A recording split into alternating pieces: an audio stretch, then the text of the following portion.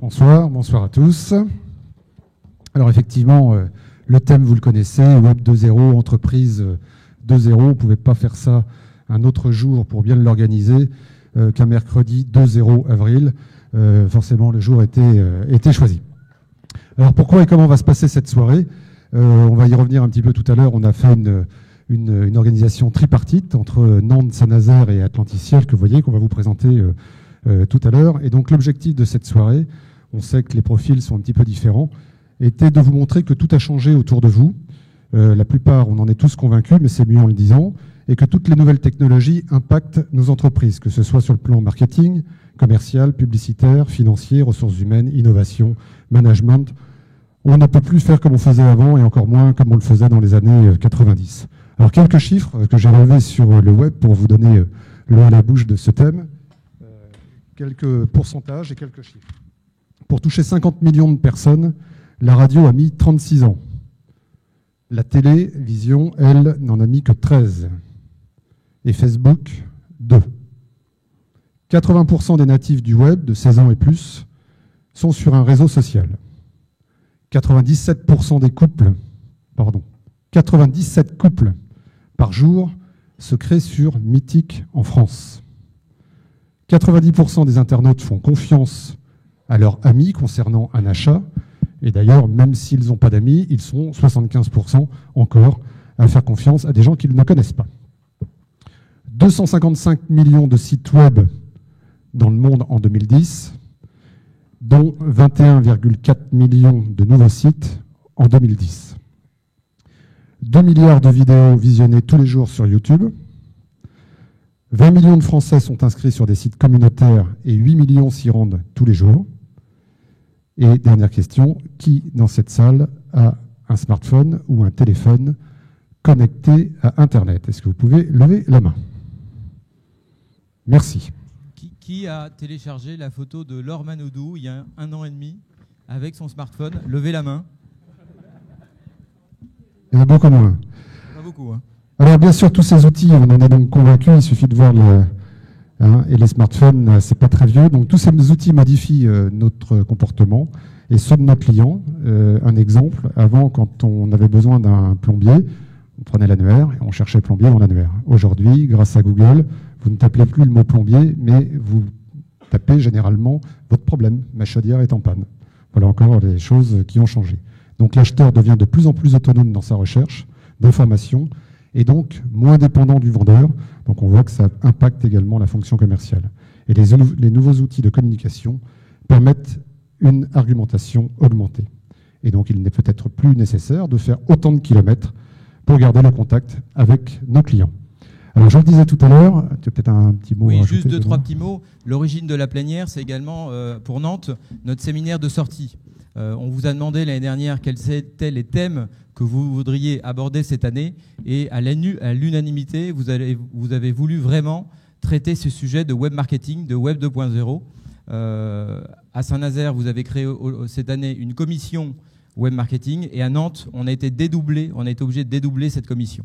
Et aujourd'hui, on a la plénière. Donc, juste un petit mot pour dire, ignorer ces tendances actuellement, c'est vraiment dommageable au développement de l'entreprise et on va dire demain, à 5 ou 10 ans, à la pérennité et peut-être même à la survie de certaines de nos entreprises. Voilà, donc on a essayé de faire une qualité commune de qualité. Pour cela, on a cherché à avoir des sachants, des experts, et puis aussi des gens qui seront plus sur l'aspect psychologique des choses. Et donc nous avons organisé cette soirée avec Atlanticiel, qui dépend de Nantes Métropole et de la Chambre de commerce. Et pour ceux qui ne savent pas ce qu'est Atlanticiel, je vais demander à Paul Mustière, qui est le conseiller technique de la Chambre de commerce, de nous dire quelques mots sur son organisation. Bonsoir. Atlanticiel est une initiative de la Chambre de commerce et de Nantes Métropole Développement qui a pour objectif d'acculturer, d'informer, de sensibiliser les responsables d'entreprise aux apports qu'ont les systèmes d'information. La France est pour un 35% de retard sur les investissements en systèmes d'information dans les entreprises, dans les PME notamment. Donc on essaye de combler le retard en formant les utilisateurs, non pas les directeurs informatiques, mais les utilisateurs.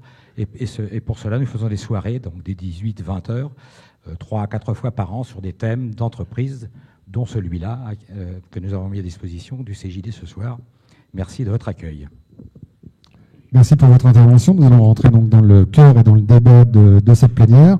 Et nous serons aidés, plus qu'aidés d'ailleurs, je pense, par une personne qui est journaliste de profession, qui a l'habitude d'animer ce genre de débat. Et je demande à Gérard Royer de prendre la suite. Merci beaucoup à vous deux et je vais essayer de vous aider quand même. Alors, je crois. Merci, bonsoir. On va procéder de la manière suivante. On va explorer le sujet avec deux spécialistes que je vais vous présenter dans quelques instants. Ensuite, il y aura des témoignages que vous aurez à fournir vous-même. Il y a un petit dispositif qui a été prévu pour ça. Et puis après, on va avoir un autre spécialiste qui va intervenir sous des aspects non pas psychologiques, mais très sociologiques. Mais ça intègre aussi de la psychologie, ça va de soi. Et puis, on va essayer d'échanger ensemble. C'est-à-dire qu'il y a une part quand même pour vos interventions à vous, parce qu'il faut que vous appropriiez ce sujet. C'est l'objectif. Alors, notre sujet, c'est l'entreprise et le 2.0. Est-ce qu'elle peut, cette entreprise, échapper à la propagation et à l'arrivée à la fois des technologies numériques et de la génération du numérique, cette fameuse génération Y, les geeks? La réponse, c'est non. Enfin, non. Non, absolument pas. C'est pas possible d'échapper à ça. Collaborative, exposée sur Internet, comment est-ce que l'entreprise peut être organisée et dirigée? Ça, c'est la bonne question. C'est celle que vous vous posez, celle à laquelle on va essayer de répondre avec les spécialistes que nous avons réunis. Est-ce qu'on peut parler de ces questions-là en termes simples, concrets, compréhensibles et français? On va essayer, en tous les cas. Parce que c'est ça la grosse difficulté du moment. Quel est l'état des lieux de cette relation de l'entreprise et du 2.0? De quelles expériences êtes-vous, messieurs, mesdames, porteurs? Quels sont les paramètres et les perspectives à la fois technologiques, sociologiques, directoriales? Voici ce que nous allons explorer et dont nous allons débattre. Alors d'abord, je vous demande de les applaudir au fur et à mesure qu'ils vont arriver, vous allez comprendre que c'est pour chauffer l'ambiance. Arnaud Chéniaud, de l'agence nantaise de conseil en stratégie digitale Intuiti. Bon, vous pouvez vous asseoir, parce que sinon vous allez finir par prendre racine. Pour l'illustration, les retours d'expérience, je ne vous les présente pas, vos camarades et confrères, on va les découvrir au fur et à mesure. Pour la mise en synthèse et en perspective, Grégory Lévis, et applaudissements aussi, merci. Asseyez-vous. Alors lui, il est d'un cabinet parisien de conseil en formation et de formation, diagnostic. Je vous expliquerai tout à l'heure la subtilité de cette histoire, c'est assez amusant. Double effet, disait-il. Alors, on va d'abord parler de quelque chose que vous avez fait au sein de votre communauté du CJD. Vous avez réalisé une étude rapide, vous avez d'ailleurs utilisé un outil web. Merci à Laurent Guillaume qui a réalisé ce questionnaire, qui l'a effectivement envoyé par Google, outil Web 2.0 par excellence. D'accord, il s'appelle celui-ci, l'outil, comment s'appelle-t-il? On a utilisé Google Doc. Voilà, parfait. Et donc vous avez réalisé une étude, il y a eu 100 personnes interrogées, 77 qui ont répondu, donc il y a 23 paresseux. Occupés, bien sûr. Qui ne laissent pas leur mail. Et sur les 77 qui ont répondu, il y en a 5 qui ne disposent pas de site Internet. Donc il y a déjà une petite indication là. Quel est le panorama que vous avez retenu? Est-ce qu'il y a des chiffres clés que vous avez envie de mettre en exergue? En tous les cas, vous savez que nos deux spécialistes ont eu cette étude dans ses détails et vont pouvoir à la fois l'utiliser et répondre à des attentes qui ont été manifestées via l'étude. Plusieurs choses. Je pense que vous l'avez dit, il y a toujours ceux qui répondent pas, c'est toujours très agaçant, mais ça c'est un petit message en aparté pour ceux qui organisent. Mais voilà, je referme tout de suite la parenthèse. Merci à ceux donc qui répondent, ce qui permet de tirer des enseignements et d'organiser ce genre de soirée. Effectivement, 5 membres du CJD qui n'ont pas de site, ça paraît peu et beaucoup à la fois, mais peut-être qu'ils sont dans des activités, on le verra. Et ça serait intéressant de savoir pourquoi. S'ils sont là, on pourra tout à l'heure témoigner. La deuxième chose, c'est qu'on a vu qu'au contraire, il y en avait déjà qui étaient très en avance, puisque beaucoup ont des webmasters, ils l'ont mis, qui mettent à jour plusieurs fois leur site ou leur blog ou tous ces outils par jour. Donc ça montre qu'il y a un panel très large et très riche. Maintenant, je pense que l'avis de nos invités est plus important que le mien. Bien, alors, rien d'autre à nous dire là-dessus. Vous avez senti quelque chose de d'impressionnant, de particulièrement impressionnant. Vous le soulignez, c'est le fait que vraiment, il y en a qui sont équipés, quoi, qui mettent en ligne des moyens, ou qui mettent en charge des moyens importants. Voilà, ce qu'on voulait mettre un petit peu pour cette soirée en avant, c'était de savoir si c'était simplement on fait ça parce qu'il faut le faire, parce que les autres le font, ou si ça rentre dans sa stratégie. Et on sent quand même cette tendance à travers des questions que la plupart commencent quand même, la preuve, la présence de ce soir de tout le monde le confirme. Tout le monde considère que ça devient très stratégique de mettre ça, les technologies au cœur de sa stratégie. Et on va avoir de beaux exemples sur vos propres témoignages. On a senti également un doute, on va dire, on sent que vous voulez y aller, mais comment y aller, comment se faire accompagner et comment être sûr de trouver les bons prestataires. Alors, Arnaud Chéniaud, ce terrain-là, vous le connaissez, c'est votre respiration, c'est votre business, c'est votre vie, c'est votre passion. Vous êtes cofondateur et directeur associé d'Intuiti, c'est une agence, je disais, de conseil en stratégie digitale. Vous êtes aussi membre du conseil d'administration d'Atlantique 2.0, c'est une association d'acteurs du web. Vous êtes membre du conseil d'administration de la cantine numérique, où on ne mange pas, où on consomme d'autres éléments et qui sont digitaux, eux, mais aussi de Télénan. Donc ça veut dire que vous avez couvert à peu près une partie du panel. Donc, et le terrain, vous le connaissez. Vous avez lu l'étude qu'on vous a transmise. Les entrepreneurs qui sont devant vous, qui vont vous écouter avec une attention furieuse en attendant que vous parliez simplement et français, ils opèrent des choix très différents de ceux de vos clients ou vous retrouvez vos clients? Alors nous, on va travailler avec différentes strates de clients aussi. Il va y avoir des très grands comptes. Donc, et ce n'est pas forcément ceux qui sont les plus dynamiques d'ailleurs sur Internet, c'est assez surprenant. Il va y avoir les institutionnels qui deviennent de plus en plus dynamiques sur le web, et puis il va y avoir les PME, les grosses PME, les grosses PMI, les petites PME, les petites PMI, les TPE. Et dans cette famille-là d'acteurs, on retrouve effectivement les éléments que vous avez notés sur les enquêtes. Donc dans la famille PME, TPE. Oui, PME, TPE. Ouais. Pour autant, ce sont des gens dont la dimension entrepreneuriale est plus modeste que dans les grands comptes que vous indiquez. Mais pour autant, est-ce qu'il manque d'imagination, de moyens, ou est-ce qu'au contraire, il y a des perles là, sur ce terrain-là, dans ce terreau-là? Alors, moi, en termes d'anecdotes, avant de créer Intuiti, j'ai travaillé dans d'autres sociétés qui faisaient de la stratégie web ou la promotion web, et ces sociétés avaient pour vocation de cibler uniquement les grands comptes. Et si je suis parti de cette structure, c'est parce que les grands comptes, et c'est encore vrai aujourd'hui, ne sont pas... le système hiérarchique fait en sorte que le dirigeant, le PDG, le décideur, c'est pas lui qui a les manettes. C'est-à-dire qu'en fait, on donne de l'argent, et puis vous avez toute une ensemble de strates derrière, et puis il dépense l'argent. Voilà. Donc c'est bien pour des gens comme nous parfois. Par contre, dans l'intérêt, c'est un peu particulier. Donc vous allez avoir des grands comptes qui vont dépenser 0,5% de leur budget sur le web peut-être. Et on va trouver, à contrario, des PME, des PMI, qui, elles, à un moment, vont dépenser peut-être 5, peut-être 10% sur le web, et sur lequel on a une relation directe avec les dirigeants, avec les décideurs. Et là, la relation est très, très différente, et l'investissement est très différent. Donc il n'y a pas de... Si c'était ça aussi le sens des questions, et puis par rapport aux réponses que vous avez pu donner, est-ce que vous êtes en retard? Ou est-ce que certains d'entre vous sont en retard? Et est-ce que c'est pas bien d'avoir peur du web? Certainement pas, en fait. Il y a une compréhension à avoir des choses. Il y a surtout, moi je le vois aujourd'hui, c'est notre plus gros business au sein de l'agence, ce sont les loupés.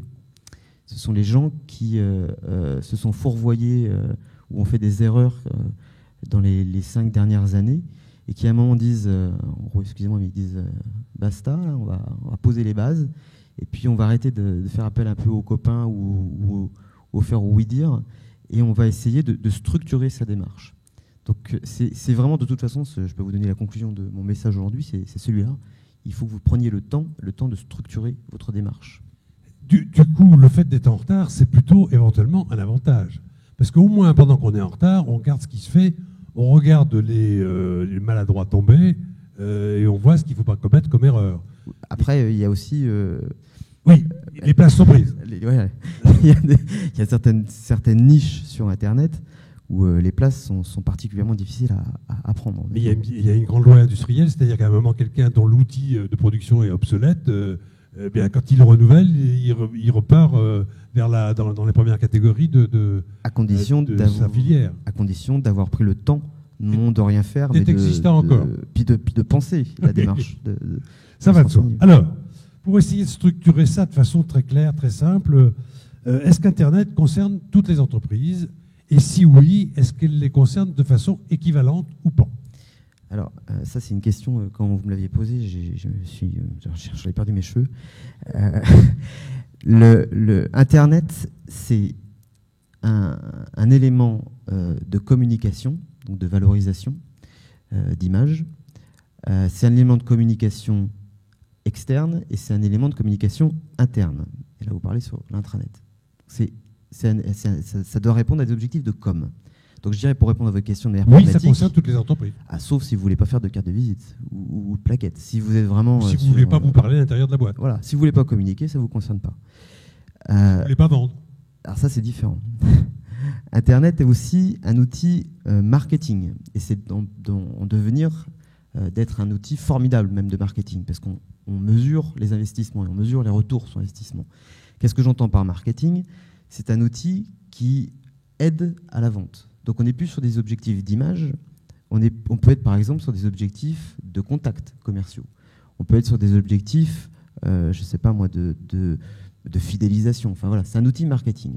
Et troisième point, c'est un outil qui peut être un outil aussi également commercial. Et là, vous êtes effectivement sur le stéréotype du web, sur la vente en ligne. Mais la vente en ligne, ça ne concerne pas tout le monde.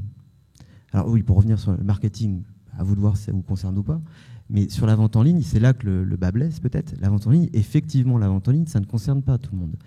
Mais moi, je vais vous donner un petit exemple qui a été vraiment une surprise dans ma carrière. Il y a 5 mois, j'ai un coup de fil, en fait, un chargé d'affaires à l'agence qui me dit, voilà, on a le groupe Pichon qui souhaite travailler avec nous. Alors, le groupe Pichon, c'est un des leaders européens de la tonne à lisier. La tonne à lisier. La tonne à lisier. Je ne sais pas si vous savez ce que c'est que de la tonne à lisier. C'est une tonne dans laquelle il y a du lisier, c'est-à-dire voilà. Du purin. Voilà. Et on fait de l'épandage. Et on l'épand sur les sols agricoles. Voilà. C'est une société familiale avec M. Pichon qui est un vrai patriarche dans l'histoire de cette société. Et on est très très très très très loin. On est à 2 millions même de kilomètres des stéréotypes de faut faire un site qui soit un site, non pas un site plaquette, mais un site qui fonctionne et qui apporte du business, surtout avec la cible d'agriculteurs. Monsieur Pichon, il avait une habitude, c'est que le dimanche après-midi, il invitait ses commerciaux à prendre un café et puis il parlait de, je sais pas quoi, de choses et d'autres, mais certainement pas du web. Le site a été mis en ligne au mois de janvier. Aujourd'hui, il génère, je crois que c'est 5 à 6 contacts supplémentaires par semaine. Tonne à lisier, c'est pas des chaussettes. Hein. Ça commence à faire un peu de bénéfice qu'on en vend une, j'imagine. Et Monsieur Pichon, qui doit avoir 70 ans, je pense, Monsieur Pichon, il continue à faire prendre son café avec ses commerciaux le dimanche après-midi, mais ils sont sous Google Analytics. Il regarde les stats de son site, il regarde les contacts qui rentrent. Et ça, c'est vraiment été, moi, je peux vous dire, hein, j'en ai vu, mais ça, définitivement aujourd'hui, j'assume le truc et je vous dis oui, a priori, oui. Le web, ça peut être fait pour tout le monde à condition de bien mettre en place les choses. Alors, est-ce qu'on peut expliquer, on a un petit peu de temps, est-ce qu'on peut expliquer pourquoi, sur ce produit complètement invraisemblable sur le web, on arrive à avoir cet effet-là? Parce que normalement, il n'y a pas plus d'une tonne à lisier par exploitation, sauf sur les grandes. Finalement, le matériau, on peut imaginer que c'est un peu difficile de se le produire maintenant, il faut être à proximité d'élevage. Expliquez-nous comment vous avez décortiqué ça, quelle est votre évaluation? Alors, d'abord, alors ça concerne Pichon, mais ça vous concerne tous, il y a un phénomène dont je parle beaucoup en conférence qui s'appelle le nombrilisme de marque. Ça veut dire que vous avez tous tendance, moi compris, quand on pense nos produits, à penser d'abord notre marque, ce qu'on voudrait nous, et penser notre cible, et on a du mal à s'extraire de la perception que pourraient avoir les autres. Donc c'est ce qui s'est passé avec Pichon, on est parti avec plein d'a priori, lui aussi d'ailleurs. Pichon, la cible, c'est les agriculteurs. Les agriculteurs, a priori, ils n'utilisent pas le web. Sauf que les agriculteurs, il y a une nouvelle génération qui arrive, et on s'en est rendu compte en fait. Ce sont des gens qui sont très nomades. Donc vous posez la question, est-ce que vous avez des smartphones dans la salle? Je pense que si c'était une salle d'agriculteurs, même type de réponse. Je pense même plus, à 95%. Parce qu'ils sont sur leur tracteur, et puis voilà, quoi, ils n'ont pas le Mac avec eux, donc ils ont leur portable. Donc ce sont des gens qui sont connectés. Ensuite, ce sont des gens qui ont une pression fiscale, une pression financière qui est tellement importante qu'ils ont besoin d'avoir des produits qui soient à la pointe. Ça concerne vos clients aussi, ça concerne les miens. Donc là, on a quand même une cible qui en réalité est preneuse. Voilà. Et comment on a fait derrière? Il y a eu une rupture. C'est-à-dire que dans le monde industriel de la tonalisie, que je connais encore, je ne suis pas un expert, mais dans ce monde industriel-là, les techniques de vente de ces produits-là sont, historiques. C'est des commerciaux qui vont chez les clients, qui vont excusez-moi, je suis pas habitué au micro, qui vont sympathiser avec lui. Enfin, il y a toute une démarche que vous connaissez, que vos vendeurs connaissent.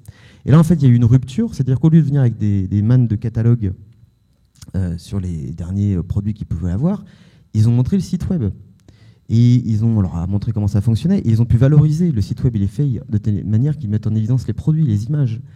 Et derrière, ensuite, il a été construit un site d'occasion. Donc, en fait, ils ont fait une rupture dans la manière d'approcher une cible qui, a priori seulement, n'était pas la bonne. Donc, quand je vous dis il faut structurer, il faut réfléchir, la première étape à avoir, c'est de sortir de ces a priori-là et d'analyser les demandes qui sont faites sur Internet et d'analyser le comportement de votre cible sur le web. Donc ça, c'était un des éléments. Très bien. Alors, on va décortiquer tout ça. Allez-y. Peut-être un premier témoignage par rapport à cette intervention. Il n'y a personne qui vend de on n'a pas Monsieur Pichon dans la salle. Ni de vendeur de tonalisier. Voilà, mais on a Olivier, à qui je vais poser quelques questions sur un site marchand. Donc Olivier, il a créé un site sur son cœur de métier B2B, et puis il y a quelques temps, il a innové, il a créé un nouveau site en B2C. Est-ce que tu peux nous dire un petit peu plus de choses, Olivier? Préciser pour Saint-Nazaire ce que tu fais aussi. Oui, alors, bonjour à tous. Oui. En fait, nous, on a créé un site internet il y a maintenant, c'était en 2006, un site que vous avez ici qui s'appelle Blue Art. Nous, on vend des affiches, des cartes postales et de la papeterie, essentiellement auprès de revendeurs. Donc, on fait du B2B. Les revendeurs, ça peut être la Fnac, Virgin, Cultura, Alinea, enfin des grandes chaînes de magasins. Et donc, on a créé un site vitrine qui était censé présenter uniquement tous les produits qu'on pouvait commercialiser. Donc ensuite, on s'est dit, tiens, ça serait bien que ce site internet serve aussi aux professionnels, c'est-à-dire que les professionnels puissent se connecter et puis et passer leurs commandes en ligne. Et puis on s'est dit, mais nous, on s'adresse quand même à une population aussi d'artistes, et les artistes qui sont partout dans le monde pourraient aussi proposer des images que nous, on pourrait éditer. Donc voilà, c'était un petit site. Donc ça t'a permis de faire du sourcing? Donc on fait beaucoup de sourcing, puisqu'on a entre 1 et 2 artistes qui viennent tous les jours déposer des images. Donc ça commence à faire... Du coup, ça crée des problèmes de traitement de l'information, mais c'est assez intéressant. Olivier, est-ce que vous sentez un appel du public à rentrer dans le jeu, c'est-à-dire à faire en sorte d'acheter en ligne? Alors justement, donc on avait ce site vitrine, et on s'est dit, mais on est bête, d'abord un site ça coûte cher, donc pourquoi on ne ferait pas un site de vente au public directement? Et donc à partir de la même interface, on a créé un autre site qui s'appelle Image Déco. Et Image Déco, c'est un site de vente au grand public, cible qu'on n'avait pas l'habitude de toucher. Ça veut dire que parfois on a des surprises, c'est un peu ce que nous indiquait Arnaud tout à l'heure. Alors, merci beaucoup. Une nouvelle fonctionnalité. Et alors, du coup, comme on a un site de vente au public, on s'est dit, tiens, les gens viennent se connecter, puisque je crois que d'après les stats de Google, on a 62 000 connexions par an, donc c'est pas ridicule. Et du coup, on fait des tests de produits. Donc, on met des images, on met des affiches, et on leur dit, est-ce que vous aimez ou est-ce que vous n'aimez pas? Et du coup, les gens peuvent se connecter et nous donner leur opinion. Voilà. Juste, tout n'est pas parfait dans les sites, parce que moi, j'ai créé ça en 2006. Et 2006, ça fait déjà presque 5 ans. Et Ayen, notre site, on nous a dit qu'il était has-been et que voilà, il fallait recommencer à zéro. Juste une remarque pour compléter ton témoignage. 62 000 visiteurs, ça fait une belle boutique quand même, si tu devais l'avoir physique. Absolument. Ouais, et absolument. peut-être qu'on mettrait beaucoup d'argent pour accueillir le client. Sans compter la surprise du sourcing qui n'était pas prévue à l'origine de l'affaire. Bien. Au fond, merci Olivier. Merci. Au fond, Arnaud, on se retrouve Mais il y a des choses qui s'organisent. On a dit qu'il fallait que j'aide. Alors j'aide à organiser les trucs. Bon. Il y a des surprises comme ça. Hein, dans le fil de ce qui est arrivé avec M. Pichon. Il y a aussi des déceptions. Alors, la question c'était, est-ce que, oui, ça concerne toutes les entreprises, est-ce que ça les concerne de manière équivalente? On se dit peut-être qu'un fabricant de sabots ou des gens qui font des choses qui sont encore très artisanales, ça a peut-être moins besoin. Et puis, ben non. Ben non. Il y a un site formidable, si ça vous intéresse, les vêtements professionnels anglais du 19e, que vous trouvez et qui vous permet d'acheter en ligne des vêtements sur mesure. C'est extraordinaire. Alors, ça concerne tout le monde de la même façon, mais on ne va pas utiliser les mêmes outils. Alors, d'une part, on n'utilise pas les mêmes outils, et puis il y a la question du potentiel et la faisabilité. Il y a la question du potentiel et de la faisabilité. Et ça, c'est la question essentielle. Demain, vous voulez vendre des produits bio sur le web. A priori, le potentiel est énorme. C'est l'actualité. Et alors, quand vous allez sur Google, vous tapez produits bio, et vous allez voir en haut à droite, vous avez le nombre de réponses que Google va vous proposer sur cette thématique-là. Il est fort possible, je ne l'ai pas en tête là, qu'on atteigne les 33 millions, 35 millions de réponses, ce type de sujet. Et il faut savoir que sur Google, je vous passe tous les chiffres, mais en gros, 60% des clics sont sur les 5 premières positions de Google. Les 5 premières positions. Donc ça veut dire que potentiel énorme, faisabilité, c'est à vous de choisir, faisabilité, pour arriver à ces créneaux-là, ça va vous coûter certainement beaucoup d'argent et en plus ça va vous coûter beaucoup de temps. Donc c'est ça en fait l'idée. L'idée des sabots est très bonne, mais est-ce que entre ce qu'il va mettre pour atteindre ces positions-là et derrière peut-être faire de la vente en ligne ou faire autre chose, ça vaut le coup? Ce qui est important, c'est que vous introduisez bien l'interlocuteur, le client, le chercheur, et c'est lui dont il faut tenir compte. Parce que c'est la façon dont il agit qui doit guider ce que nous avons à faire. Complètement. Alors maintenant, quand on construit une démarche, qu'il s'agisse d'intranet ou d'internet, est-ce que c'est quelque chose de logique? Est-ce qu'il y a des étapes très précises? Et si oui, donnez-nous quelles sont les étapes. En tout cas, vous avez dit que c'est le point de vue de l'autre qu'il faut adopter. Oui, il faut adopter le point de vue de l'autre. Ah oui, alors vous aviez les métiers du web, et donc et vous n'avez pas les étapes. Donc dans les étapes qui sont fondamentales, la première étape qui est celle que vous avez tous tendance à complètement écarter, qui est la plus importante, sur laquelle il faut mettre l'argent véritablement et le temps, c'est la phase amont qui amène à la phase de conception. Cette phase amont, c'est la phase d'écoute du marché, d'analyse de votre existant, d'analyse de vos concurrents, c'est le benchmarking, de vos concurrents que vous connaissez et le benchmarking de concurrents que vous ne connaissez pas, parce qu'en fait sur le web, vous n'êtes pas concurrent de produits, vous êtes concurrent, ce qu'on appelle concurrent sémantique. Vous utilisez les mêmes mots. Et du coup, Renault est concurrent sur le web de Monsieur Poulard qui adore les Renault et qui fait du tuning dans la Creuse. Voilà. Donc, il y a cette analyse et ce potentiel d'abord qu'il faut rechercher. Il y a l'analyse de vos stats aussi. Ensuite, cette analyse-là, on vous intègre dedans, et cette analyse-là va amener à une étape de conception. Alors, d'abord, elle a un intérêt, cette phase première, c'est qu'elle vous force à vous mettre à la place de celui... Alors, non seulement elle vous force à vous mettre à la place de... Elle est douloureuse, cette étape, parce que non seulement elle vous met à la place de l'internaute, elle vous met dans vos 22 sur tout ce que vous avez fait de mal, ou ce que vous voudriez faire. Elle vous calme aussi. Vous verrez que après vous jouez d'humilité. Vous voyez peut-être vos objectifs. Et puis, elle a un autre élément, moi je m'en rends compte de plus en plus, c'est qu'elle touche votre stratégie. Vous parliez tout à l'heure de stratégie, ça c'est un truc, c'est pas que la littérature, c'est fondamental.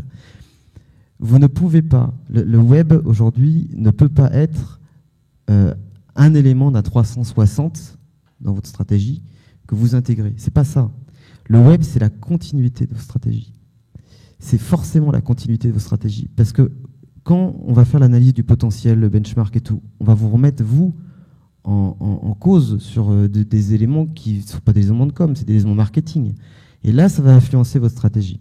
Voilà. Je ne vais pas prendre beaucoup de temps là-dessus, mais il faut vraiment que vous l'ayez en tête, cet aspect-là. Phase 2. Donc ça, phase 1, analyse et du marché et recommandations. Ces recommandations, vous allez faire des choix derrière. Elles vont amener à de la conception. Ces phases de conception, c'est la structuration de votre démarche web qui peut amener jusqu'à la réalisation d'un cahier des charges. Cette phase-là, souvent, elle est abandonnée ne serait-ce que vous en appel d'offres. C'est-à-dire qu'en fait, vous avez tendance à, quand vous faites un appel d'offres, les agences arrivent, on a compris, et puis ce sera qui aura fait la plus belle plaquette. Donc, mais il faut savoir que pour faire une belle plaquette et pour essayer de vous séduire sur de la créa, finalement, ce n'est que notre prisme, c'est pas vous. Hein. Vous trouvez ça beau à un moment, puis après, si on vous dit, ouais, est-ce que ça correspond bien à votre potentiel, votre positionnement, ce que vous aviez demain, ça commence à changer un peu. Donc, nous, on a arrêté de faire des créas en appel d'offres. Mais cette phase de créa, elle suit la phase de conception. La phase de conception, c'est celle où vous posez véritablement votre mécanique, votre démarche, votre structure, votre support. C'est l'architecte, en fait. Ensuite, après cette phase de conception, donc juste une chose, dans cette phase de conception, l'originalité, par exemple, que nous, on a fait, et on est allé au bout de cette logique, c'est qu'on met pas, il n'y a pas un conceveur qui serait moi et un client qui serait vous. On met la co-conception. Ah, comment ? De la co-conception. C'est la co-conception. Et on va très loin. C'est-à-dire qu'on met autour de la table le patron, le webmaster, s'il y a un webmaster, ou le chargé de com, le directeur de com. Et ensuite, on va mettre des expertises. On va mettre le référenceur qui va nous dire comment faire pour référencer. Le webmarketeur qui va nous dire comment il faut qu'on fasse pour faire un tunnel de conversion à la fin qui soit le meilleur. L'ergonome. On va mettre le développeur aussi qui va dire vous êtes gentils les gars, mais moi je ne peux pas faire ce que vous me dites. Donc on les met tous autour de la table et on conçoit le support. Une fois que cette phase de conception elle est terminée, on passe à la phase de création. Et donc là, vous passez sur la phase de maquettage, de graphisme. Une fois que cette phase de graphisme est terminée, vous passez à la phase de développement. Et une fois que cette phase de développement, vous passez à la phase de développement informatique. Une fois que cette phase de développement informatique est réalisée, vous passez à la phase de recettage, donc vous vérifiez. Et une fois que le recettage est terminé, vous passez à la phase de promotion. Promotion e-marketing, c'est-à-dire que là, on est vraiment sur des logiques d'achat. Le référencement et les mécaniques de web social sont prévus en amont au niveau de la conception, puisque le support va servir ensuite à diffuser votre image. Vous êtes en train de nous dire que chaque cas est particulier ou qu'on peut, malgré tout, en dépit de cette adaptation à chacun, là, trouver des grandes catégories, des, je sais pas moi, B2B, tout ce qui... La méthodologie que je viens de vous dire, elle est exactement la même partout et conditionne le succès ou le ratage d'un projet. Ensuite, les conclusions elles peuvent être différentes selon que vous faites du B2B, du B2C, vous vendez des tonalisiers, vous louez des voitures, vous proposez de l'océarium, par exemple, des visites de tourisme. Toutes les problématiques sont différentes, mais la mécanique doit rester absolument la même. Vous avez dit tout à l'heure que c'est finalement le consommateur qui avait le pouvoir, enfin, il fallait se mettre surtout ce qu'il pensait. Et autour de la table, il n'y est pas. C'est une question un peu piège, mais comment vous gérez cet aspect-là ? C'est une super question. Et c'est une super question. Et qu'est-ce qu'on fait ? Alors, l'utilisateur, on ne peut pas le mettre autour de la table, certes. Donc, on fait ce qu'on appelle en fait, des enquêtes. Et on fait également toute la phase en fait, de conception jusqu'à la réalisation est tempérée par ce qu'on appelle du eye tracking. C'est-à-dire qu'on va regarder, on va faire valider à chaque étape que ce qu'on fait correspond bien à la cible, en tout cas aux internautes, et que les mécaniques sont bonnes. Donc effectivement, on ne le met pas autour de la table directement, sauf si vous avez la possibilité de le faire, mais en tout cas, on fait une enquête, et on va essayer d'intégrer d'une manière ou d'une autre l'utilisateur dans cette phase de conception. Et c'est une phase qui est difficile. Est-ce que ce que nous a raconté Olivier tout à l'heure, ça peut être envisagé au stade de la préparation que vous venez de nous décrire, développer ?